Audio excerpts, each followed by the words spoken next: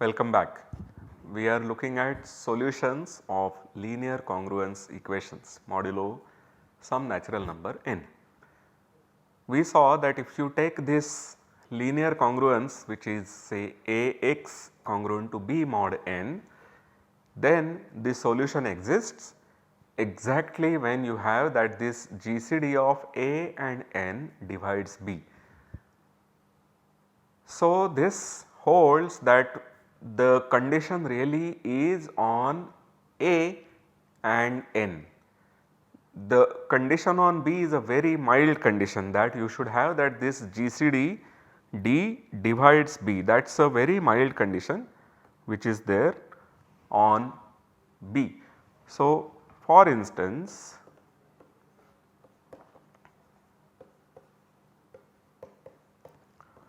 if D is 1 or equivalently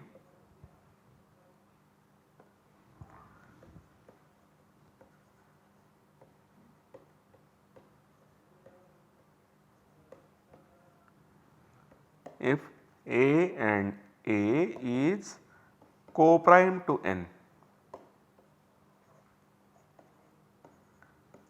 then the above congruence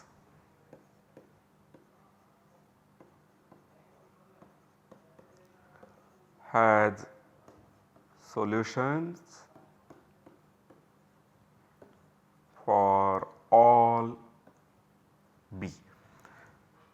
So, the only important thing here is to note that A is the only important thing. You should look at the GCD of A and n, and the mild condition on B is that D should divide B.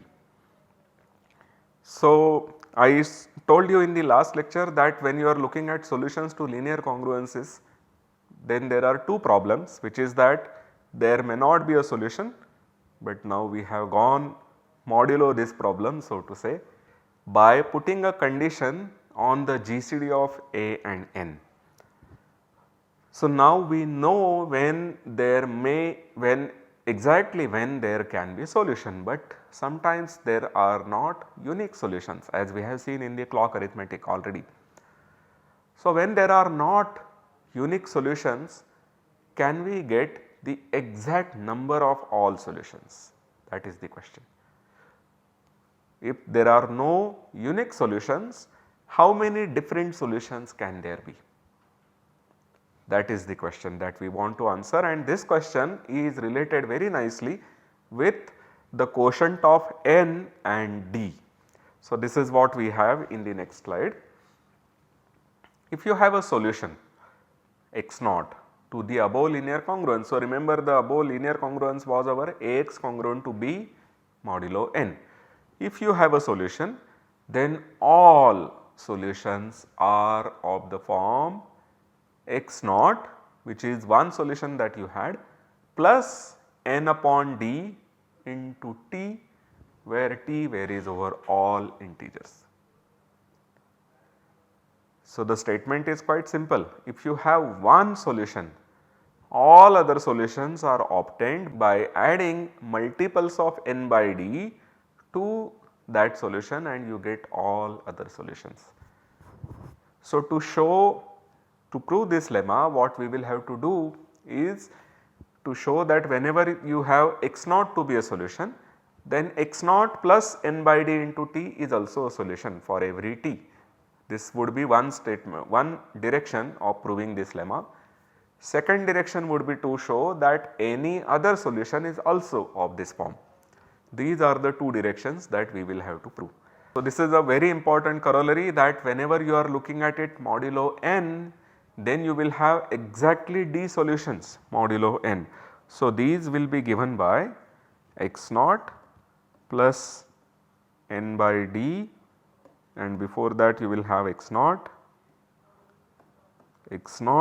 plus 2 n by d, so on all the way up to x naught plus n minus 1 into n by d. These are n different solutions. These are all different. First of all, note that this n by d is a natural number because you have D to be the GCD of A and N. So, in particular D should divide N. Therefore, N by D is a natural number, and so but it is a smaller number than N, and when you add that number to X naught you do not get same elements modulo N. In fact, you do not get the same elements modulo N until you add N times this number. So, these are precisely the D solutions. I should have said instead of D minus 1 I should put instead of N minus 1 I should put D minus 1, because when you take the next one it would be X naught plus Dn by D, which would be X naught plus N, and then you would get the same number. Okay, so let us go about proving this. So, first of all we assume that the X naught is a solution.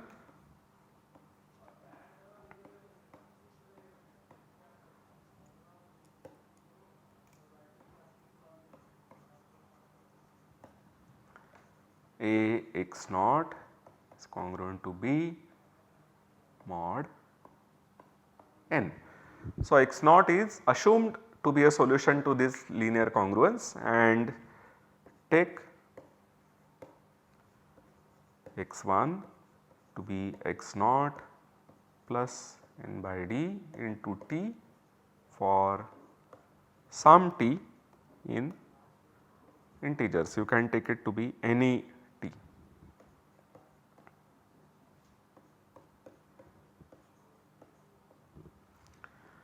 Now, it is very simple. What we just want to prove is that A X1 is congruent to B mod N. This is the only thing to prove. So, we need to prove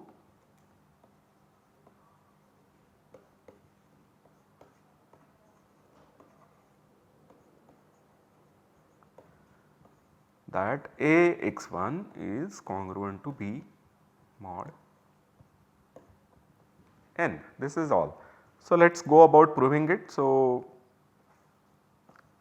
A X1 is A X naught plus N by D into T, which gives you A X naught plus A N by D into T.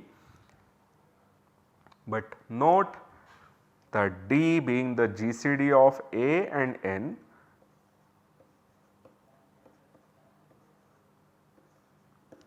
D divides A as well.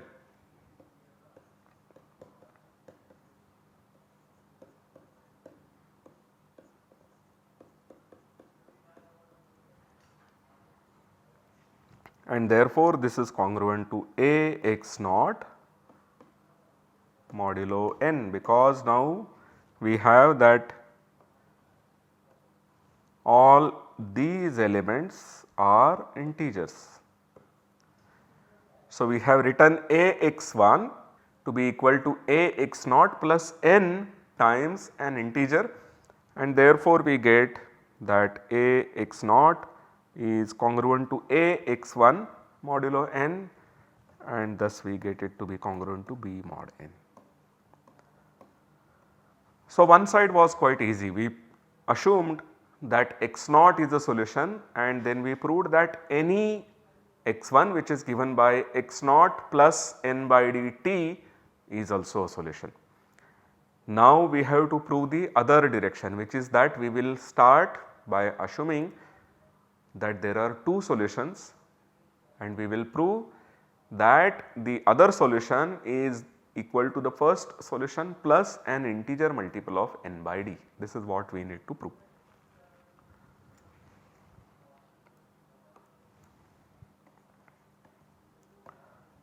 We now prove that any two solutions X naught X1 to Ax congruent to B mod N are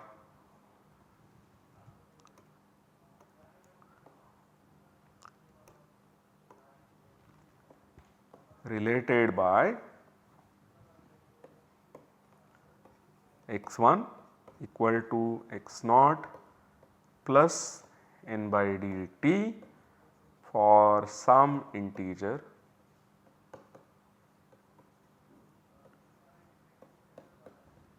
t. This is what we want to prove. So, let us begin. So, we have that Ax naught is congruent to Ax1 modulo n, because both are congruent to B mod n. So, we get that Ax naught is congruent to Ax1 mod n, and which further implies that n divides Ax naught minus Ax1, which we can write as A into x naught minus x1. Okay. Now we have that D, the GCD divides both n and A. So, we can cancel out GCD from this equation, or alternately we have that A into x naught minus x1 is say n into t.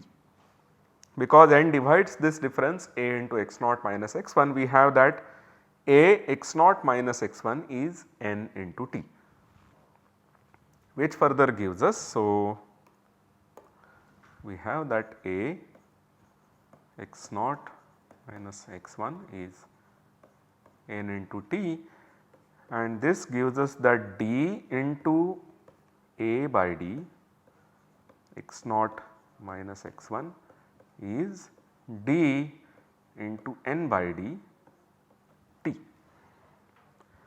So, these d's can be cancelled to get that n by d divides A by d into x naught minus x1.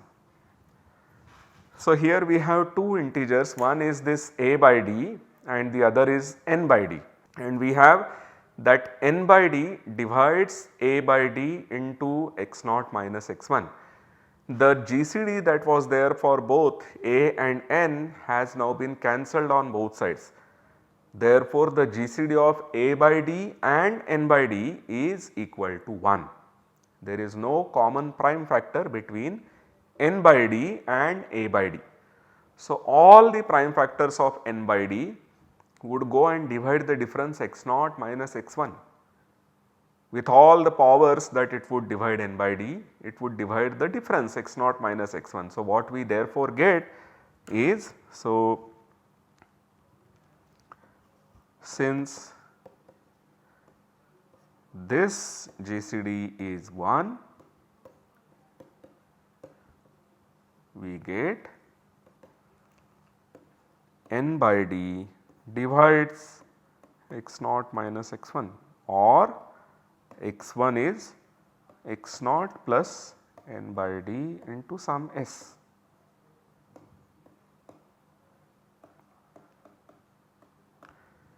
So, what we have proved here is that any two solutions to the congruence Ax congruent to B mod n differ by a multiple of n by d.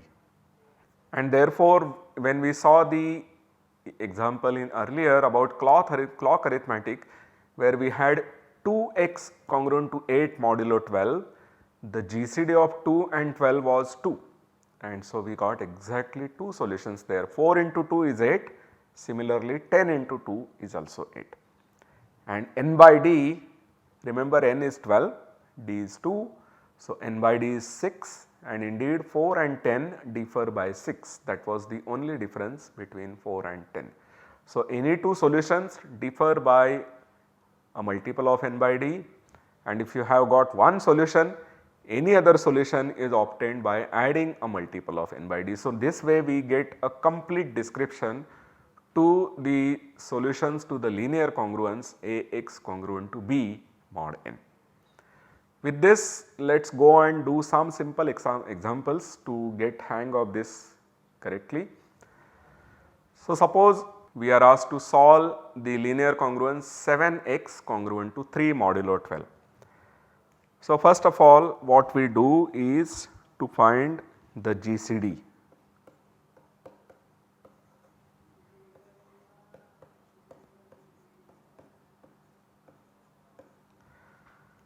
In this case this GCD is 1. So, we always have solutions. So, there are solutions.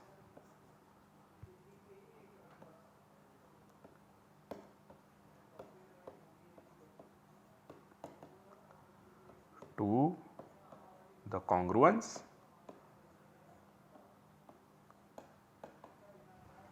and it is unique modulo 12. So, to find the solution we invert 7. It is like 7x is 3 in some space of numbers, and to compute x we need to multiply by the inverse of 7. This is what we want to do. So, what is the inverse of 7? Modulo 12. So, we go about multiplying by all numbers modulo 12 to 7 and see when we get 1. So, 7 into 1 is 7, 7 into 2 is 14, that gives us 2 modulo 12. 7 into 3 is 21, 7 into 4 is 28, 7 into 5 is 35. 35 is minus 1 modulo 12, and therefore, so we have 7 into 5 equal to minus 1 modulo 12. So, if I multiply both sides by minus 1, I will get 7 into minus 5 equal to 1 modulo 12. So, minus 5 is the multiplicative inverse of 7 modulo 12. What is minus 5 in 12? Minus 5 is same as 12 minus 5, which is again 7. So, 7 ka inverse is 7. Therefore, to find the solution for 7x congruent to 3, we simply multiply both sides by 7.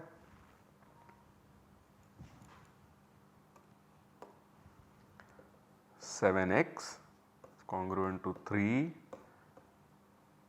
mod 12,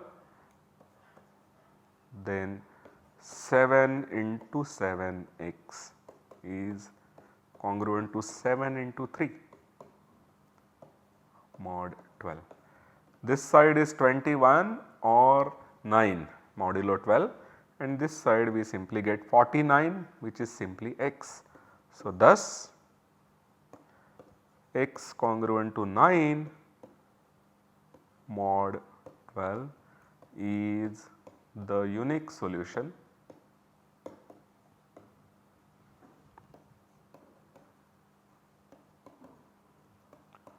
to the above congruence.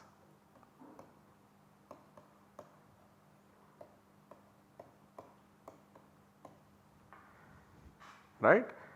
You can simply check this by putting the value x equal to 9 in the equation. So, you have 9 into 7, which gives you 63, and 63 is indeed 60 plus 3, 60 0 modulo 12. So, you get 3 modulo 12. So, this is how one would solve linear congruences.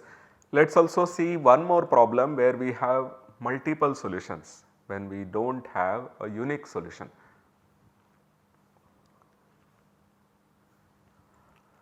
So, the question now is to find all solutions to 10x congruent to 6 modulo 14. We are doing some other number than the 12, which has been our favorite number so far. So, first of all we check whether there is a solution at all. We first check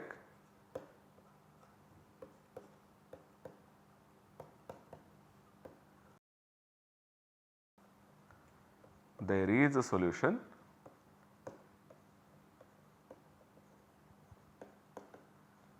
and we know how to do this. D, which is the GCD of 10 and 14. Now, it should be a simple matter to compute GCDs. This GCD is 2 and 2 divides 6. So, we do have a solution, at least one solution. So, since D is not 1, we do not have a unique solution, but D is 2. So, we are going to get two distinct solutions. So, we are going to get two solutions modulo 14. Now, there should be a nice algorithm to solve such equations, such congruence relations.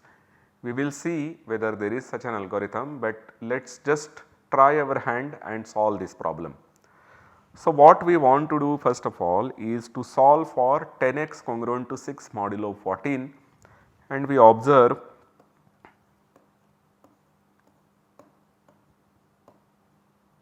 that it is enough to solve,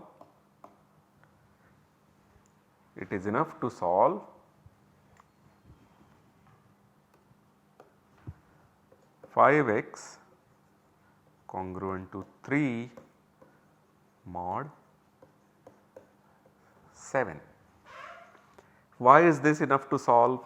This is because if you had an x naught such that, so if 7 divided 5 x naught minus 3, then 14 will divide 10 x naught minus 6. We are just multiplying by 2 to both the sides. So, that would tell us that whenever you have the GCD, you can simply cancel out by the GCD throughout the equation, including the natural number by which you are going modulo, including the n such that you are working in Zn. You can cancel D throughout the linear congruence. Okay. So, we want to now solve this. Here the GCD of 5 and 7 is 1. So, indeed we should have a solution. That was no surprise because we already know that there is a solution. But what we do is, so we need to find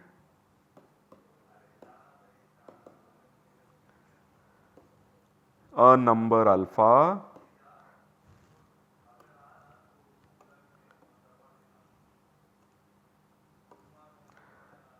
in Z7 such that 5 into alpha is 1. This is what we need to do. We need to be able to invert 5, and this is possible because we have that the GCD is 1. So, 5 into 1 is 5, 5 into 2 is 10, which is not 1 modulo 7, 5 into 3 is 15, which is 1 mod 7. So, alpha is 3. So, we need to multiply by 3 to both the sides. So, we are solving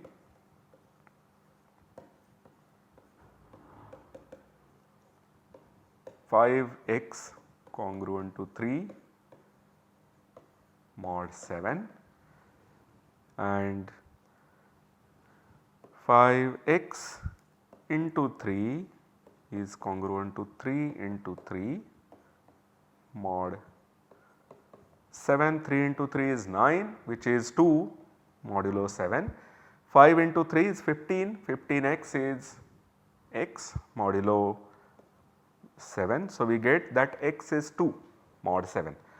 So, x naught equal to 2 is indeed a solution.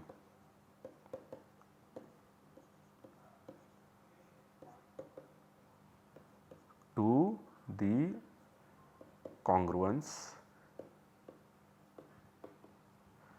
given in the question.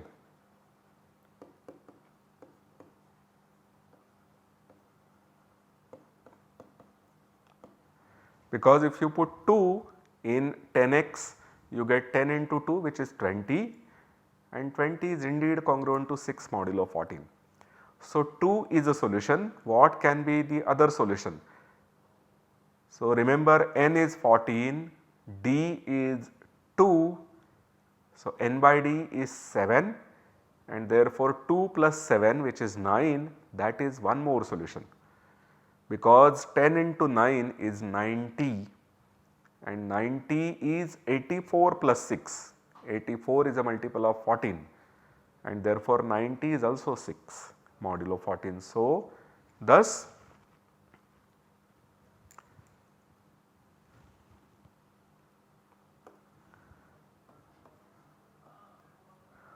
2 and 2 plus 7 which is 9 are all the solutions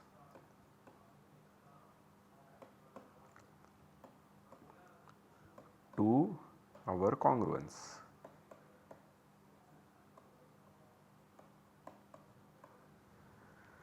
So, we have solved the problem, we found all possible solutions. There are only 2 because the GCD is equal to 2 and whenever the GCD is 1 we convert from the GCD 2 case to the GCD 1 case and then we try to invert the coefficient of x.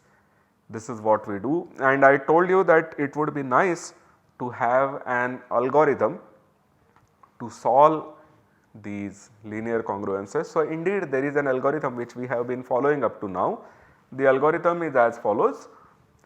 What we do first of all is to check whether the GCD D of A and N divides B.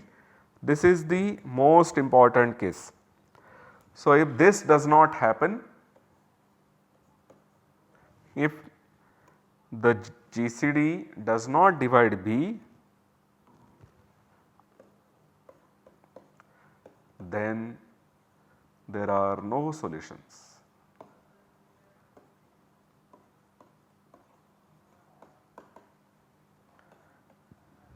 And then we are done, we will just say that there is no solution. However, if the GCD does divide N, then what we do as we have done in the previous case, we solve for this A by D x congruent to B by D modulo N by D. And so, we need to prove a small lemma that whenever there is a solution for this, there is a solution for the Ax congruent to B and whenever there is a solution for that we get a solution for this. We will need to prove equivalence of existence of solutions for these both congruences. And the final thing which we wanted to do was to try and invert the coefficient of x which is A by D. Now what happens is that A by D is co-prime to N by D and therefore we know that A by D into x congruent to 1 modulo N by D should have a solution because the GCD is 1 which divides 1, which means that we should be able to invert A by D. But to invert A by D is in some sense equivalent to getting solutions. Indeed, inverse of A by D modulo N by D is nothing but the solution to A by D into x congruent to 1 mod N by D. So, there should be a better way to do it. And what we then want to do is to reduce the magnitude of this A by D. We will try to make it smaller and smaller by using some other tricks and then ultimately we will solve the congruence relation. So, we will see some more of these methods in the next lecture and then we will go to what is called the simultaneous congruence, which is about the Chinese remainder theorem. See you until then. Thank you.